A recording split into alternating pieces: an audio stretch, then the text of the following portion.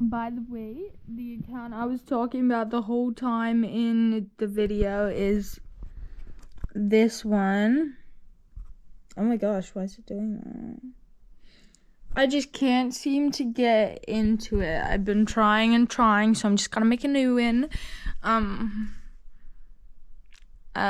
New fresh start, I guess. I don't know. Hello, whoever's watching this. I haven't done YouTube in about 3 years, so I can't really know how to start it. But basically, I just wanted to explain why I haven't been here. Might start uploading again, not sure if I will, but I'm definitely going to film my trip I'm going on, which I will get more into. And I might upload that, because why not? Anyway, so the first reason I stopped uploading was because I really did love doing YouTube, no matter what happened, because, oh, there we go, because, I don't know, it was just a thing I loved doing, and, like, I really liked my videos, and it's all that matters, you know. I don't really care what others had to say, to be honest. So I ran out of ideas of stuff to do. I was really contemplating what to do, and I don't know, I just ran out. Like, it was just as simple as that. I had no more ideas in the bank. I was trying to get ideas off other YouTubers and stuff like that, but I couldn't. Just ran out pretty much. Then, so 3 years ago, I would have been 15, 14-ish. This thing keeps like going out of light, so I just have to keep tapping it. Yeah, around that age, I think, was when I stopped. 15, 14, around there probably, maybe 14. But then everything went down when I turned 16. I think I had just turned 16, and everything was coming to the realization, like, so basically what happened was I was being abused by my family. I don't know if this is gonna get taken down because I said that word, but whatever. So obviously when you're in that situation, people always like, you know, get out. It's as simple as that. Why are you still in there? Some people assume that because they've never been in that situation, or they just think it's really easy to get out. But if it was so easy to get out, people wouldn't be in those situations for that long to start with. I mean, I personally don't have any memory of my childhood, really. I only really have bad memories. So pretty much most things have washed from my brain.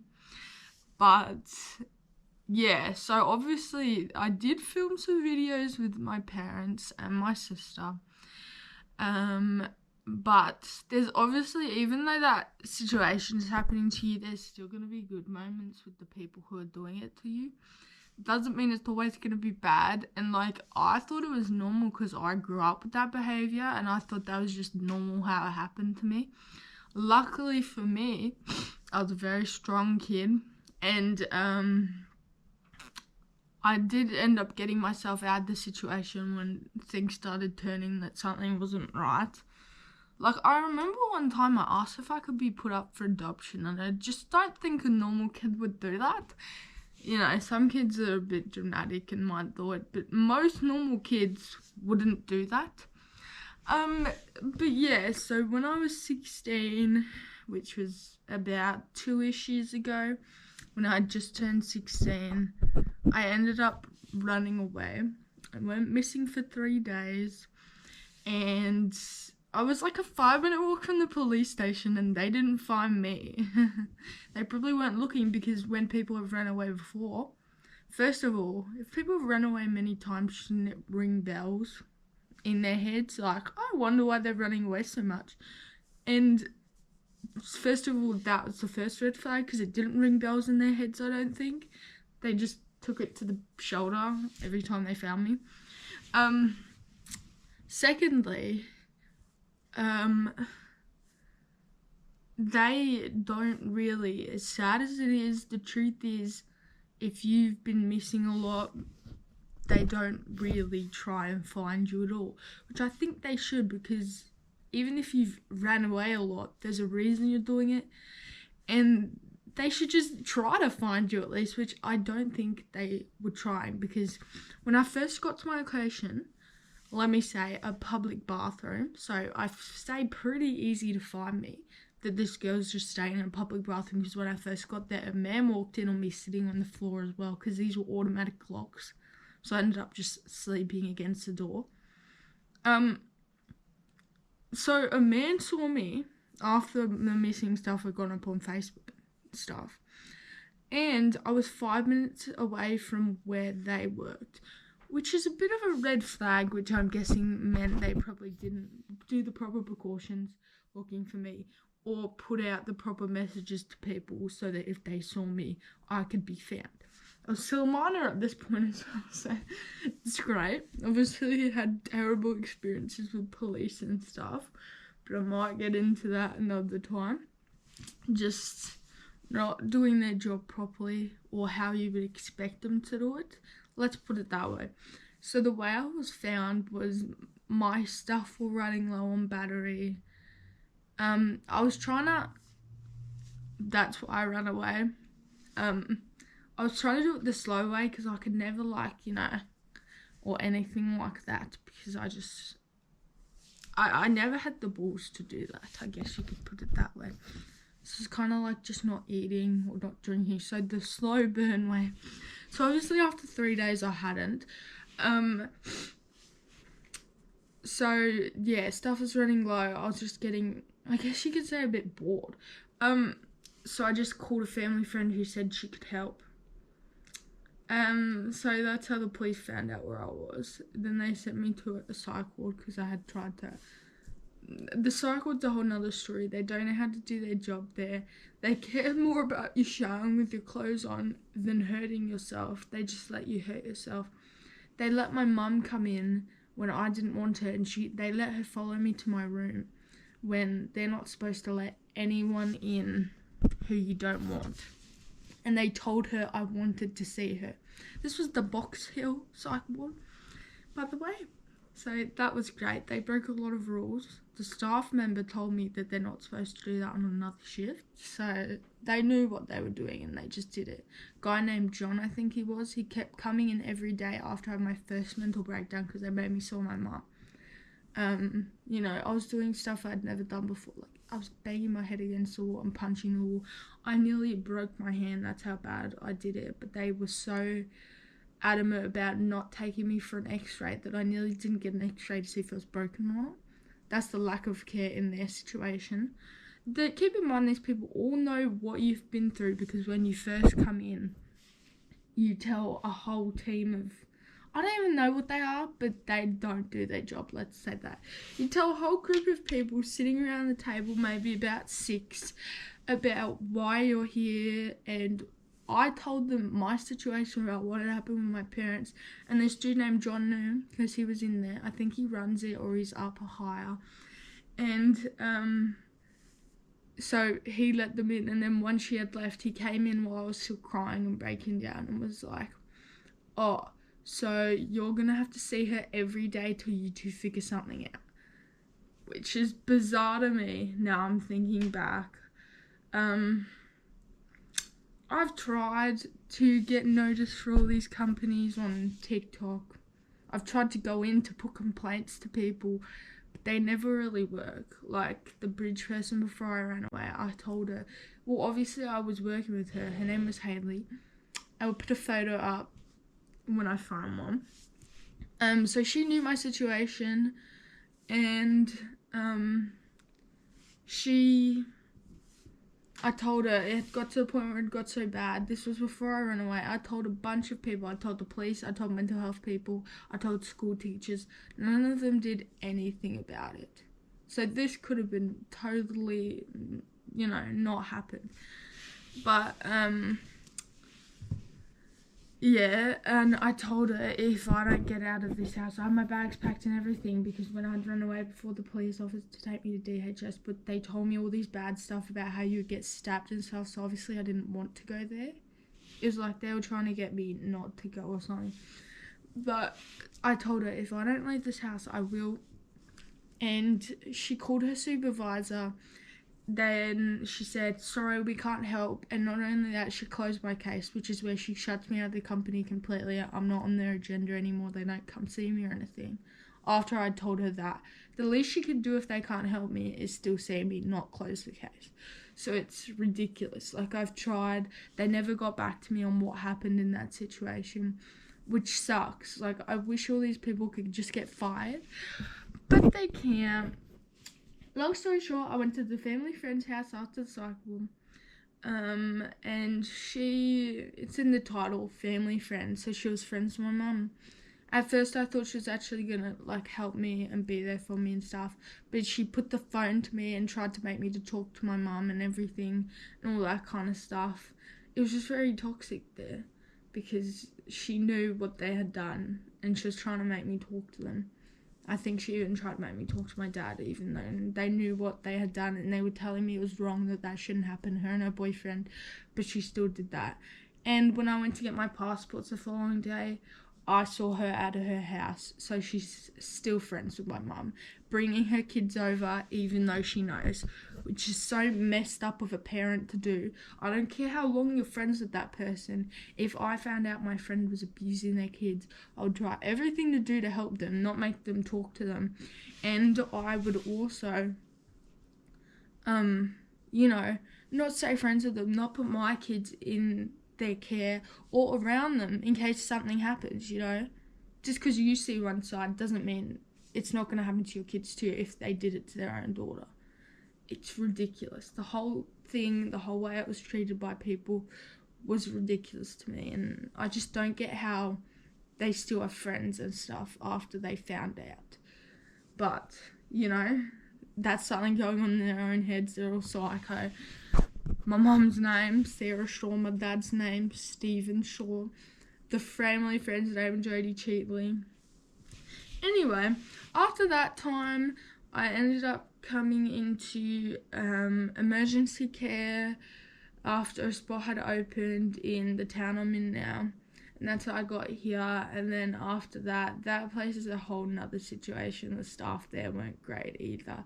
Like, all these places that deal with like kids in need, I can't say all, but the places I've been to and stuff, it's terrible. Like, the way you're treated by some people. I was fat shamed by a worker for eating.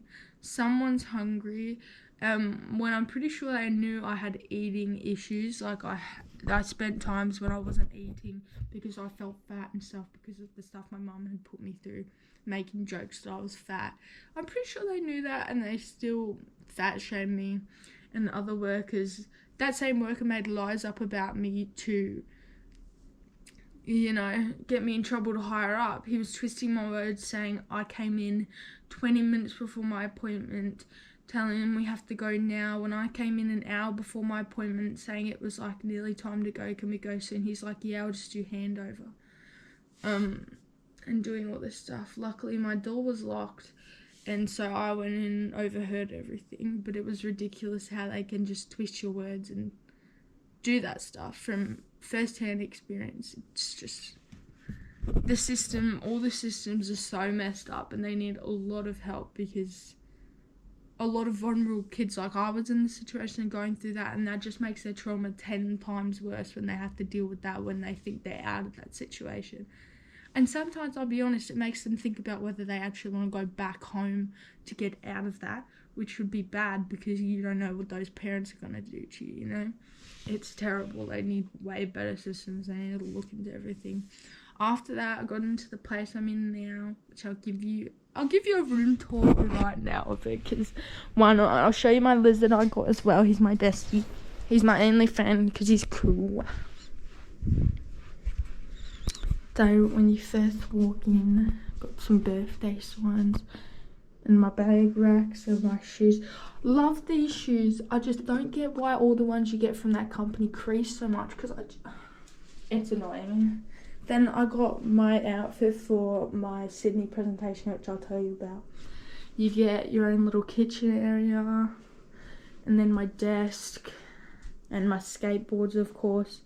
I actually made this skateboard at the skate shop.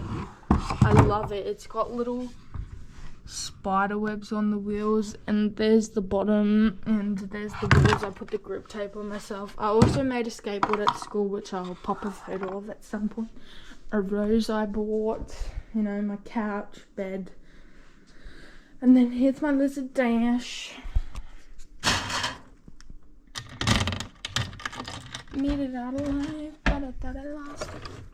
Shedding right now. We don't know if he's a boy or a girl. Oh my gosh, so sorry, man. Don't know if he's a boy or a girl, because in order to do that you have to pull their insides out, and I don't really want to do that, you know. Here he is.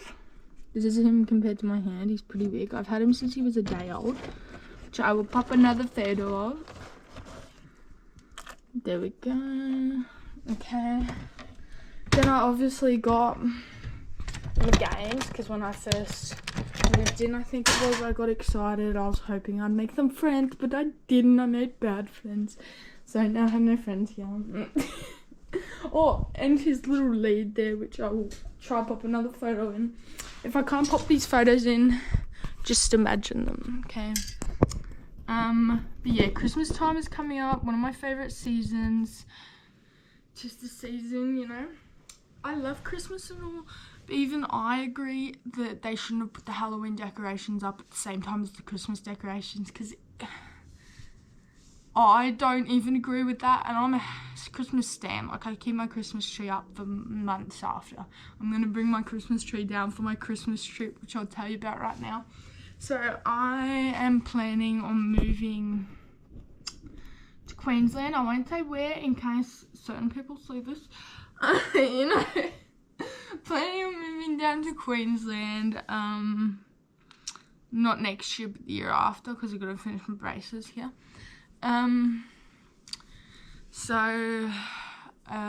Driving down with someone else, there was some complications in that friendship, I guess you can say. They weren't a great friend to me, and I've tried to explain to them multiple times what they've done, and they just keep doing it, so I've given up. So at this point, I'm at the point where I'm just kind of gonna sizzle away at that, and then just pull through the trip, and then once the trip's done, I guess just stop talking to them, really, because I'm just sick of explaining. And like, I guess you could say leave them high and dry, which you guys could say I'm a terrible person for. But when you tell someone so many times about what they're doing that you don't like, they're like, yeah, I'll change, and then they just get worse, or they keep doing it. You'd get to the point where you want to stop explaining to, and I wish I could just cut them off completely now, but then I'd have to pay back all that money and stuff, and all the trip plans would have to change around, and it's so close that it'd be too much stress, and I don't need that stress right now, let's put it that way. So honestly, think what you want about that situation, but it is what it is. Honestly, that's what I say. I'd rather have no friends than bad friends, and that person is a bad friend. And it's just, yeah, it is what it is. But anyway, I'm going on the trip with them for like I think we're there for like 5 days. Long story short, I'm driving down to get used to the drive for when I move. So driving down 3 days, 5 hours each day. Get there on the 3rd day, which is the 22nd, because we leave on the 20th. And then I'm going to do activities like skydiving, bungee jumping, theme parks, of course, because, you know, what would it be without theme parks? Queensland is its theme parks, pretty much, in my opinion. Like, that's the main reason you go down. That swing, where you kind of attach. I want to do the slingshot as well, where you go up real fast. I also want to do some snorkeling. My problem is we're leaving on the 27th, so we have about 5 days to share, and then we leave. It's going to be hard putting them all in to be able to do them all, because theme parks are a 2-hour drive from where we're staying, and oh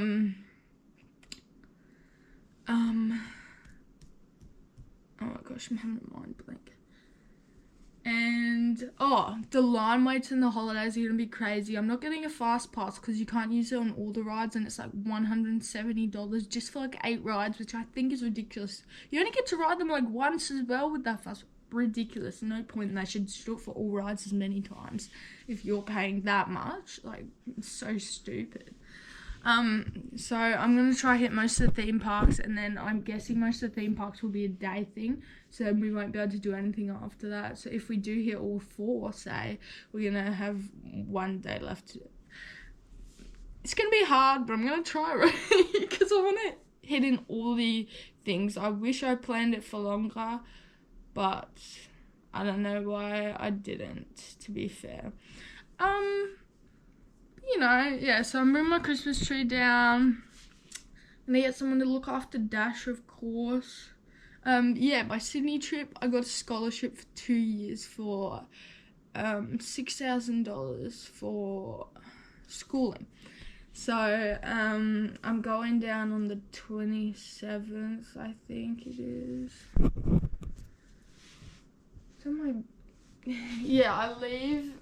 I leave on the 28th. I've got to drive to the airport and get there by 8:50 a.m. So I'm going to be waking up so early, and my sleep schedule's gotten bad again. And then I'm in Sydney next day for presentation, and then leave Sydney next day. So only like a 3-day trip, but it was to be cool. Like the first day I get there, I'm going to get there quite early, obviously, so I can do stuff. And then on the 21st, I've got my grad, which I'll pop a photo up of if I can. Otherwise, it's like a red dress. You know, I walked in there thinking I'd fully get blue, but I got red. And conveniently enough, my socks were red that day, so it was just meant to be, I guess you could say. So right now I'm just doing my exams. I had my 18th birthday, which I will. I had my 17th birthday while I was here, obviously. I got my license. I'll show you my car, I guess. Right now I've done, so today's date is 5th of November. Right now I've done 1 exam. Last Tuesday, I think it was English. It was either last Tuesday or the Tuesday before. Yeah, I don't know, but it was English. And like the good thing about that one was my recommendations, if anyone even is watching this, or any year 12s for next year or this year even, don't go in stressing, because you can only do your best anyway. So if you don't study enough, that's on you, obviously, but who cares? Because, you know, not all unis need an ATAR. You don't have to go to uni. There's other ways around it. ATAR is mainly only for the first year to get in, and I'm deferring anyway, so since I'm going for the 2nd year, I don't think it matters as much. And even if it does, who cares? There's other ways around it. School makes it like your ATAR is life or death, but it literally even doesn't matter that much. So I went in with no stresses. I did my best I could, and I was really happy with how I did. I unexpectedly did better than I thought. And so I don't care what score I get, because I'm just happy with how I did. Like, I thought I did really good. You know, just go on without stress, because then you feel much better once you're finished, and then you exceed your expectations most of the times anyway. So it's like, do what you can. That's literally all you can do. Ouch. That's what I say about the ends. My next one is on Friday, which I have to study for today. Oh, the day. I don't know if I said that. Oh, I did. Yeah. So I'm studying for that today and the next few weeks. I started a new dog sitting gig. I do Mondays, Wednesdays, and Fridays. I love it. The dog is so cute. Name's Ivy. Oh, I just love it, because we're not allowed dogs where I live. We're only allowed lizards or fish. So I just love being able to look after a dog. It's so cute. It's like a Groodle. And there's also a cat, of course. Moby. I don't know why I always forget the cat's name. I think it's because I don't see it much. But Moby. I'm just doing exams. I had my birthday, got my license, been on a couple trips. Got my Sydney thing, graduating. there's not much really going on. But yeah, biggest advice I'd give to year 12ers is just don't stress. Whatever happens, happens. It doesn't matter at all, really. Like, it's just an ATAR. It won't make or break you. Most of the stuff you learn in school anyway, you don't need in real life unless you're becoming that certain teacher. Like, I'll be honest. I got my restaurant job, which I never thought I'd be a waitress or a bartender, but I am now. That job, it depends on the day, depends on how moody the certain people are. Because there's just a certain guy who somehow got a supervisor position, which he shouldn't have. He just, honestly don't care if they hear this, to be honest, because it's true. He just overuses the power, gets to leave when he wants to leave, but always tells us when we want to leave on our cutoff time that it's not your cutoff time, it's just an estimated time, blah, blah, blah. We have to stay late when he's a supervisor, but most of the time, not all the time. But he can leave whenever he wants, and then all you get is he needs to communicate better when you speak to higher up. Like, it's him and another guy, they just... You feel like it's their world and you're living in it. And that feels like it for pretty much everyone living there, because he made me cry once and he got off pretty much scot-free from that. It's ridiculous. And, like, if it doesn't get better, I actually will quit, because you're not meant to be treated that way in a workplace. It's just not meant to be like that. I don't care if he's friends with the owner like he is or whatever. No human should treat you like that, especially in the workplace. Overuse you. He still treats me like a junior, because I started when I was a junior, now I'm a bartender. Sometimes he still treats me like a junior and thinks he can walk all over me. It's ridiculous. Like, I'm being serious. A lot more people are going to quit from that place if they don't do anything, which I doubt they will, because, you know, he's friends with the owner and there's a tie between that and managers, and which is most workplaces. But,